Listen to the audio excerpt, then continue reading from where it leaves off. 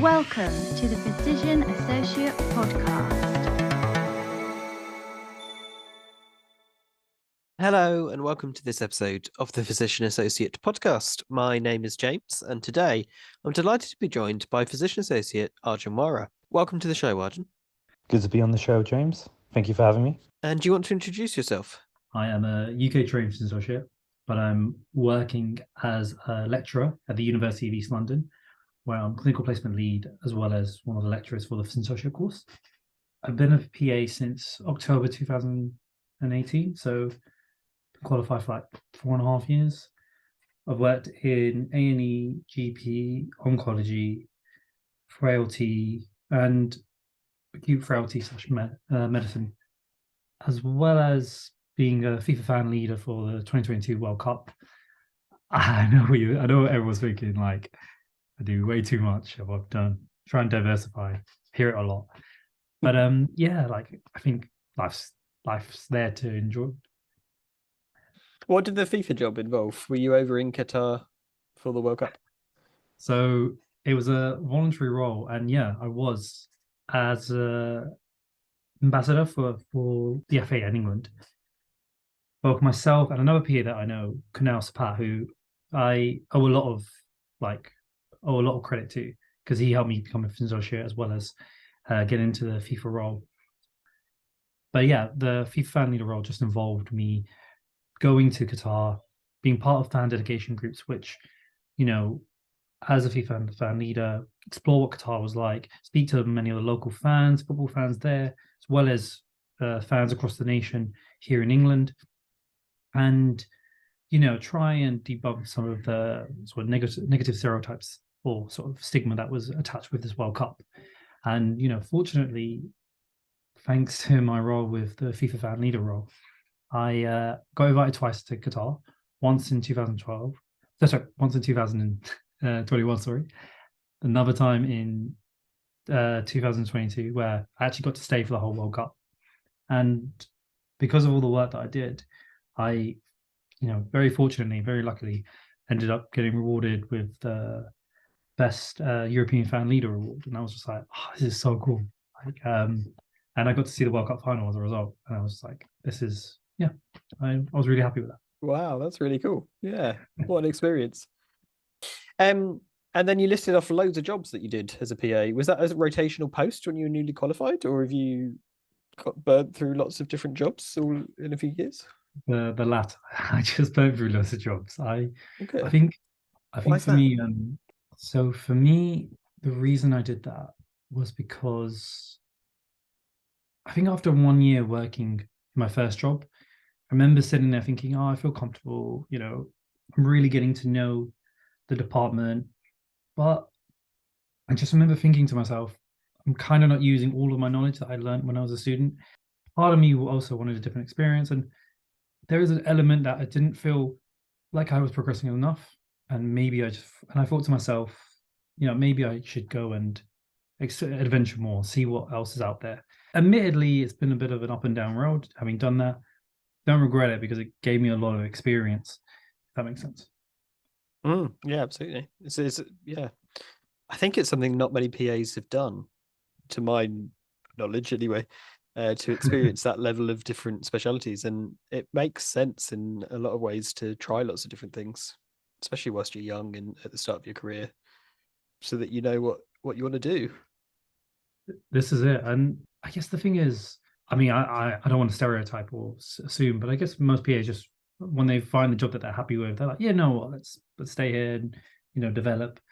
Something that I noticed or observed as a young PA was that all the older PAs that I spoke to, some of them was talking about how they wanted to move. Some were talking about how, they were saying how they felt like they weren't using parts of their knowledge that they'd gained at university.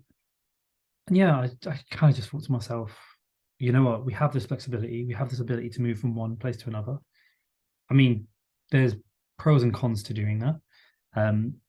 But I guess the type of person I am, I like to just go from one thing to another. So, Which was your favourite, and are you still working clinically at the moment? In what area?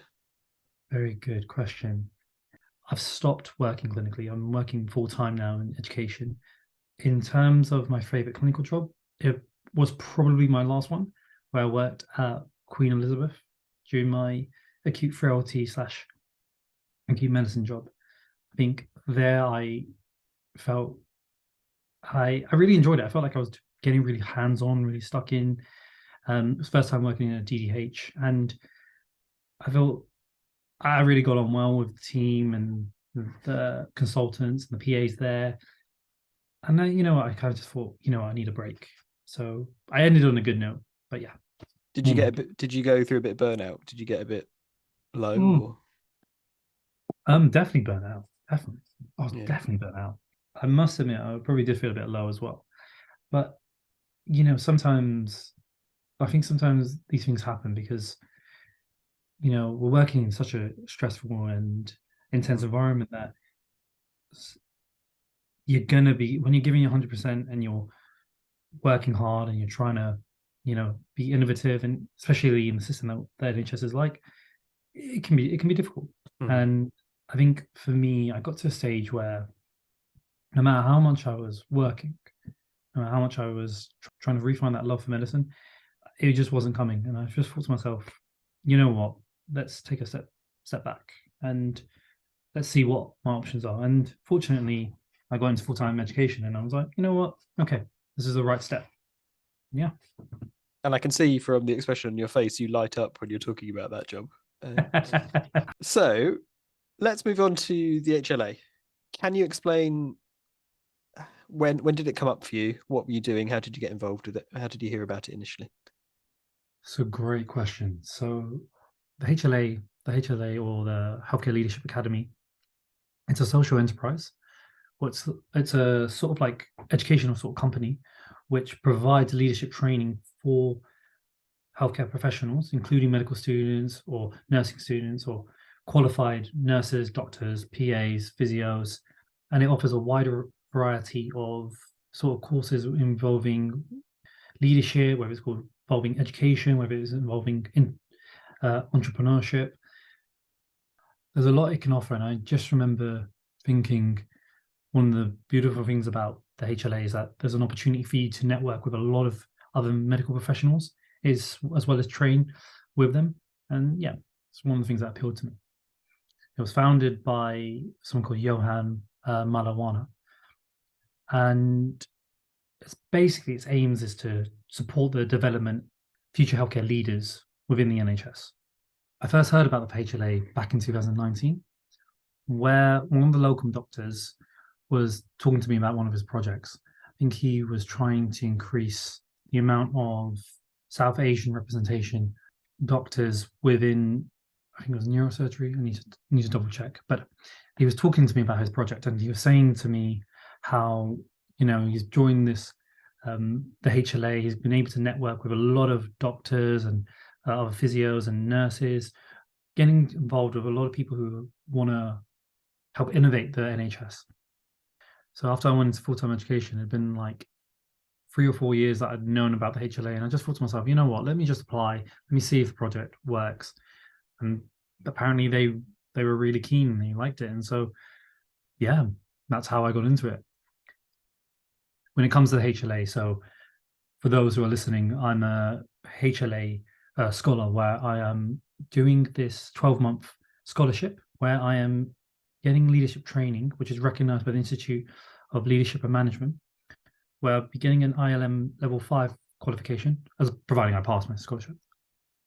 The HLA, there's a variety of courses, but with the scholarship program, you apply for this 12-month program, which is worth about £3,000. But if you are accepted as a HLA scholar, you end up getting that reimbursed, or let me phrase that, you end up being part of the leadership program for free, as they pay for your £3,000 scholarship program fees. But the application process involves you having to, and admittedly, I know a lot of people would feel a bit uncomfortable about this, but you'd have to do like a 1-minute video pitch of your presentation, as well as like a 1-minute video, presenting yourself and why you'd be suitable for the HLA, and write sort of like a proposal plan. At least for me, that's what I had to do when I was applying. So in terms of HLA, they're looking for people who are like proven leaders or have got a lot of leadership experience, or just like to try and get involved in terms of innovating the NHS, and want to go on to whether it's management, whether it's becoming an NHS clinical entrepreneur or whatnot. They want to help nurture that, nurture your leadership skills as a result. So if you get on the program, if you become an HLA scholar, you're expected to develop your own project as part of the year program, aren't you? Can you tell us a little bit about the project you're doing and some of the other projects that you've heard about? So yeah, I'm more than happy to.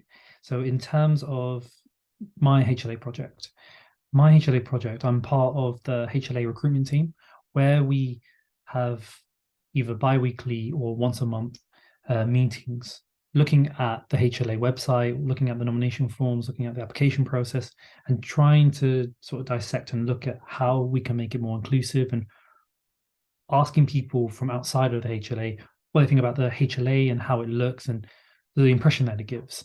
As part of my project, I'm also looking at previous HLA applications and seeing how many medic and non-medic related, and checking if there's a trend in terms of whether that's increasing or not. And for me, one of the things that I wanted to do with this HLA project was to increase this to PAs and to get them, or to give them the opportunity to develop as leaders. In terms of other scholars programs, just trying to think. I remember someone from my cohort, it's an FY2 who works in the northeast of England.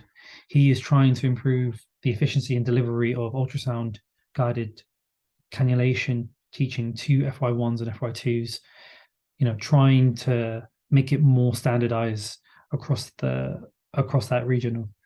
I know a person from my cohort, her name's Simi. She is a dentist who's trying to increase the amount of Black students doing dentistry. And she's created her own sort of NGO called Black Budding Dentists. And, she's currently working with the HLA in order to try and have a bigger outreach for this. I know people have gone into Parliament and been able to present their HLA project in order to changing sort of healthcare policies as a result of it. But that was more scholars before me. Yeah, it's honestly an amazing program. And I think one of the things that really attracted me to this program from the first moment I saw it was the fact that I'm the type of person that likes to network, and I like that aspect. There's a lot of opportunity to meet people that you probably wouldn't have met if you didn't apply to it. There's a really nice community where they do a lot of community weekends. They do a lot of sort of welcome cafes or HLA cafes for new scholars at the beginning, for you to sort of network and speak to everyone. And ultimately, it's just a really big community. And I think even though I'm a scholar right now, I could see myself, staying with the HLA community and, getting involved with other people. But yeah, it's an amazing community. And I think to introduce PAs who are passionate, who love the clinical environment, who are keen to see the development of the physician associate profession. Sounds like you've found your tribe. Yeah, I guess so. I guess I have. Yeah, it's nice, isn't it, when you get into a room and when you're surrounded by other people with the same agenda, same mantra. It's quite nice to find other people like that, isn't it? This is very true. This is very, very true. And it's open to physician associates to apply? Yeah, yeah. Were you one of the first PAs to go through the program? So I am the first UK PA to actually be accepted onto the scholarship program, which I was surprised to hear. I was like, how does no one else know about this? And yeah, I guess one of the things that I found was when it comes to the HLA, though they're really keen on trying to innovate. One of the reasons why I proposed this project is that given the fact that physician associates are a new profession within the NHS, and it's quite innovative. Physician associates are quite innovative. They're really breaking the mold in terms of clinical medicine. I think right now we're witnessing a lot of difficult times when working in the NHS. And at this moment, I know there's a lot of emphasis on clinicians becoming, part of the management scheme and trying to help reshape the NHS at this current time. And there's no reason why physician associates shouldn't be involved in that.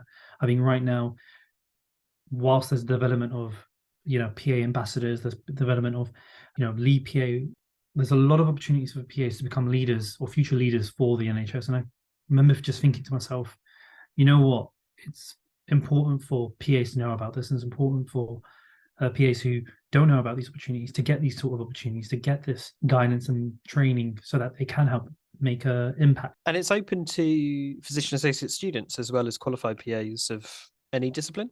Do you have to be a hospital-based PA, or is it open to general practice mental health PAs?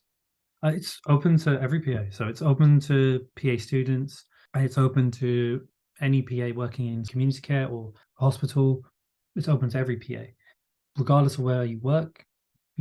It's more about the person, if anything. It's less about where you actually work, and it's more about how you demonstrate yourself and how you demonstrate the type of leader that you want to be. And yeah. What is the commitment? What are you signing up for? Do you get face-to-face teaching? Where is it located? That's a good question. You get 8 training days, which is either virtual or face-to-face, where those are like sort of non-negotiable. You have to attend those days. So you have to attend those 8 days. And in terms of the training, you do get like these online training modules where before your training days, they recommend you to apply. So they recommend you to complete each module. So most of the modules are either based on the 6 pillars. They recommend you to do that before you come into these training days. So in terms of the actual cohorts with the HLA, it's been expanding. There's cohorts in London, cohorts in Birmingham, Newcastle, Bristol. There's other areas, but there's also an Amsterdam and a non-geographical Amsterdam cohort, and a cohort in Australia. I mean, it's been expanding since its formation in 2016. And I think for those who apply, it's unlikely you're going to be put into the Australia or the Amsterdam cohort and expected to go to Amsterdam if you apply for it. And plus you can put a preference in terms of where you want to go. Can you take on the HLA? This is a loaded question, Arjun, because I know what you're like already. Can you take on the HLA on top of a full-time job and other commitments? How much sort of work is it to do?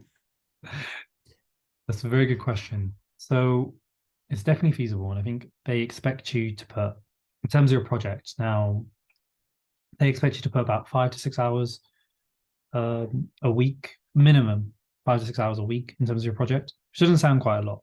The most honest answer I can give in terms of this is it depends on your project and how much work is required for the project and how passionate you are in terms of this project. So for myself, I do work quite a lot. I do work most of my evenings here and there, but I try and space it out and try and make sure I have a social life as well. At one point, I was doing my full-time job. I was doing a PG cert. I was also doing my FIFA fan role, and I was doing my scholarship all at the same time within the last like 3 to 4 months. So, and it's all they want to do, or all they want to see, is you basically developing as a leader, developing your project, and, showing that there's some progress. So to answer your question, it is feasible. It is feasible to do during a full-time job. Given the scholars that I've met, they range from medical students to, FY1s, consultants. And yeah, it's definitely possible to do. You get a variety of people doing it, and it all depends on your time management in regards to it all. Last question for me. What are the key dates, deadlines, and where should they go to find out more information about the HLA? So that is a great question. For this year's application, the deadline is on the 31st of March. In order to find more information, just Google the Healthcare Leadership Academy. If anyone had any more questions or just wanted to speak to me, I'm more than happy to speak to anyone via LinkedIn. Just search up Arjun Wara. I'm more than happy to speak to anyone. Yeah. Thank you, buddy. And I can leave links to the Healthcare Leadership Academy's website in the show notes of this episode so people can go on their device and find the link there. Brilliant. Thank you so much. Brilliant. Thank you so much, Arjun. I really appreciate you giving up the time to come on the podcast. And thanks to you for listening to the podcast as well. I'll leave links for the Healthcare Leadership Academy, and if you want to contact Arjun, in the show notes below. and I hope you'll join me again for the next episode next time. Thanks for listening. Thanks for listening to the Physician Associate Podcast.